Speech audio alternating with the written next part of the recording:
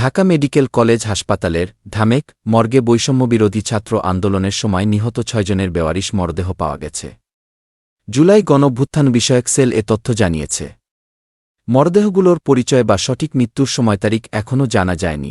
আজ শুক্রবার Dhaka medical college হাসপাতালের জরুরি বিভাগের সামনে আয়োজিত সংবাদ সম্মেলনে সেল সম্পাদক হাসান ইনাম এসব তথ্য জানান। তিনি বলেন, সেলের অনুসন্ধানে জানা গেছে ঢামেক মর্গে ৬টি অশনাক্ত মরদেহ রয়েছে, যা বৈষম্যবিরোধী আন্দোলনের সময় নিহতদের হতে পারে। সকালে সেলের একটি দল শাহবাগ থানায় গিয়ে তথ্য সংগ্রহ করে। শাহবাগ থানার ওসি খালিদ মনসুর ৬টি মরদেহ ঢামেকের ফরেনসিক মর্গে সংরক্ষিত থাকার বিষয়টি নিশ্চিত করেছেন। মর্গে সরেজমিন পরিদর্শনে সেল টিম দেখেছে ৫টি মরদেহ পুরুষ ও একটি নারী। পুরুষদের বয়স ২০-৩০ এবং নারীর বয়স ৩২ বছর। শুধুমাত্র একজনের নাম জানা গেছে, তিনি এনামুল, ২৫। ময়নাতদন্ত প্রতিবেদনে ৫ জনের মৃত্যুর কারণ হিসেবে উল্লেখ রয়েছে আঘাতজনিত মৃত্যু এবং এনামুলের ক্ষেত্রে বলা হয়েছে ওপর থেকে পরে মৃত্যু।